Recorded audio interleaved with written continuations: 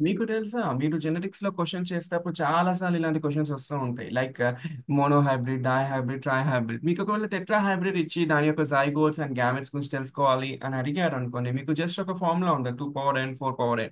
So, ఈ 2 power n నుంచి మీకు గ్యామెట్స్, 4 పవర్ n నుంచి మీకు ఆఫ్‌స్ప్రింగ్స్. సో, మీకెందుకు 2 పవర్ n నుంచి ఒక మోనో హైబ్రిడ్ క్రాస్‌లో 2 గ్యామెట్సే వస్తాయి. తర్వాత జైగోట్స్ ఎందుకు 4 వస్తాయి. మరి జైగోట్స్‌ని ఆఫ్‌స్ప్రింగ్సే ఎందుకన్నాడు?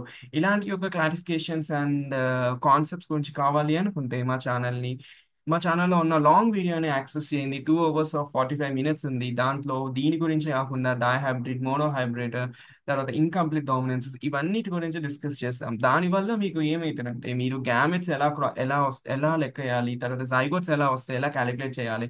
ఒకవేళ ట్రై హైబ్రిడ్ ఇస్తే ఎన్ని జైగోట్స్ వస్తాయి, తర్వాత మోనో హైబ్రిడ్ ఇస్తే ఎన్ని జైగోట్స్ వస్తాయి, ఇవన్నీ బేసిక్ ఫౌండేషన్ గురించి మేము జెనెటిక్స్‌లో చెప్పాం.